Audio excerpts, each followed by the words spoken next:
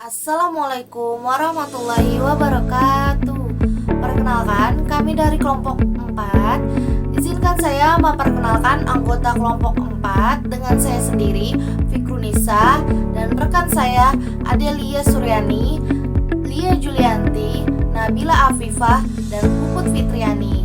Di sini kami akan membahas sistem informasi manajemen mengenai mobile financial service tentang e-wallet GoPay.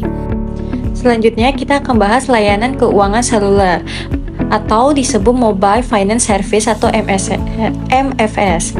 Layanan keuangan seluler penggunaannya perangkat seluler melalui smartphone atau tablet untuk mengakses dan melakukan transaksi keuangan seperti pembayaran, transfer, tabungan, pinjaman, dan asuransi melalui aplikasi atau platform digital.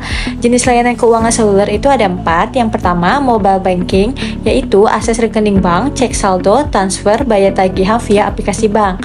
Yang kedua, mobile payments, yaitu pembayaran barang atau jasa menggunakan dompet digital atau QR code atau NFC. Yang ketiga, mobile money, yaitu menyimpan uang elektronik terkait nomor ponsel tanpa rekening bank tradisional untuk transfer dan penarikan tunai. Yang terakhir, yang keempat, yaitu layanan tambahan, yaitu asuransi mikro, pinjaman mikro, investasi yang diakses lewat perangkat seluler.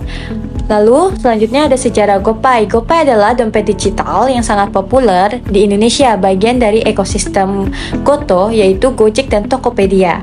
Layanan ini memungkinkan pengguna untuk melakukan berbagai transaksi keuangan secara mudah dan cepat melalui perangkat seluler. Awal mulai Gojek yaitu didirikan tahun 2010 oleh Nadiem Makarim sebagai layanan call center ojek berbasis telepon. Lalu tahun 2015 meluncurkan aplikasi smartphone dengan layanan GoRide, GoSend, GoFood, dan GoPay. Perkembangan GoPay, pada tahun 2016, GoPay diperkenalkan sebagai fitur pembayaran dalam aplikasi Gojek untuk memudahkan transaksi tanpa uang tunai. Dan pada tahun 2021, setelah merger Gojek dan Tokopedia, GoPay menjadi metode pembayaran di Tokopedia dan terbentuk Goto Finansial. Tahun 2022, GoPay Later diluncurkan sebagai fitur beli sekarang bayar nanti di Tokopedia. Lalu di tahun 2023, GoPay meluncurkan aplikasi Mandiri Nasional dengan tampilan sederhana dan ukuran ringan untuk menjangkau lebih banyak pengguna termasuk yang belum menggunakan Gojek atau Tokopedia. Fitur utama GoPay yang pertama adalah transfer uang, di mana kita bisa kirim saldo ke sesama GoPay atau ke rekening bank manapun. Kedua, pembayaran tagihan, yaitu kita bisa bayar tagihan listrik, PDAM, pulsa, dan lainnya langsung dari aplikasi. Ketiga, pembelian pulsa dan paket data. Beli pulsa dan paket data dari berbagai operator dengan harga spesial. Kemudian ada kris, yaitu bayar di merchant yang mendukung kris menggunakan GoPay. Kemudian ada GoPay Later, yaitu fitur beli sekarang bayar nanti yang memungkinkan pembayaran cicilan untuk transaksi tertentu. Dan ada GoPay Coin, yaitu kumpulkan GoPay Coin melalui transaksi dan tukarkan dengan berbagai hadiah menarik. Mengapa GoPay menjadi contoh MFS yang kuat? Alasannya karena yang pertama, GoPay mempercepat inklusi keuangan dengan menjangkau jutaan pengguna yang sebelumnya tidak memiliki akses ke layanan keuangan formal. Kedua, mendukung UMKM untuk menerima pembayaran non-tunai. Dan yang ketiga adalah terintegrasi dengan sistem perbankan dan fintech untuk perluasan layanan keuangan. Nah, di sini ada inovasi dan ekspansi GoPay. Yang pertama adalah GoPay Later Cicil, yaitu pay later dengan cicilan 3-12 bulan.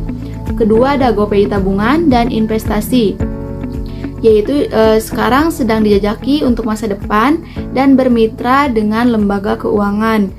Kemudian ada integrasi di Tokopedia, yaitu pembayaran di marketplace makin praktis. Dan yang terakhir adalah kris interkoneksi. GoPay bisa digunakan untuk pembayaran kris lintas platform, misalnya di ShopeePay, Dana, dan lain-lain. Baik, selanjutnya yaitu layanan MFS yang disediakan oleh GoPay. Yang pertama ada penyimpanan uang elektronik. Pengguna dapat menyimpan saldo GoPay di aplikasi Gojek. Saldo ini tersimpan secara elektronik dan aman karena sudah terdaftar dan diawasi oleh Bank Indonesia. Yang kedua yaitu transfer dana ke sesama pengguna GoPay atau peer-to-peer transfer ke rekening bank dengan batasan tertentu, dan juga transfer otomatis untuk pembayaran tagihan rutin seperti pulsa dan listrik. Yang ketiga yaitu pembayaran merchant atau QRIS, bisa digunakan di berbagai toko offline dan online dan menerima pembayaran dengan QRIS, termasuk mitra usaha mikro seperti warung dan pedagang kaki lima. Yang keempat yaitu pembayaran tagihan dan top up PLN, PDAM, pulsa, paket data BPJS, dan berbagai layanan digital lainnya. Semua dilakukan langsung melalui aplikasi Gojek. Yang kelima yaitu pay later, layanan kredit. GoPay memberikan fitur cicilan atau bayaran nanti bagi pengguna aktif dan terpercaya. Nah, ini memperluas akses kredit digital bagi pengguna yang tidak punya kartu kredit. Yang keenam yaitu dukungan UMKM dan mitra driver. Mitra usaha bisa menerima pembayaran GoPay dari pelanggan. Driver Gojek menerima insentif dan tip melalui saldo GoPay yang bisa langsung dipakai atau ditarik. Dampak positif dan negatif MFS dari GoPay. Dampak positif, yang pertama cepat dan praktis, transaksi mudah lewat HP. Yang kedua, inklusi keuangan, bisa dipakai tanpa rekening bank. Yang ketiga, catatan otomatis, riwayat transaksi tercatat rapi. Yang keempat, mendukung UMKM dan ekonomi digital. Yang kelima, promosi dan cashback, banyak diskon menarik. Dampak negatifnya, yang pertama, ketergantungan teknologi, sulit transaksi saat error atau tanpa sinyal. Yang kedua, risiko keamanan data, potensi akun diretas. Yang ketiga, boros, belanja jadi impulsif karena promo. Yang keempat, gangguan sistem, bisa merugikan pengguna dan mitra. Yang kelima, akses terbatas, tidak semua orang punya handphone atau internet.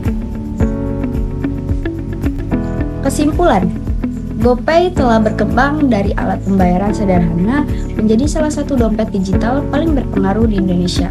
Keberhasilannya didukung oleh ekosistem Gojek dan GoTo, inovasi berkelanjutan, serta adaptasi terhadap kebutuhan pasar Indonesia yang semakin digital.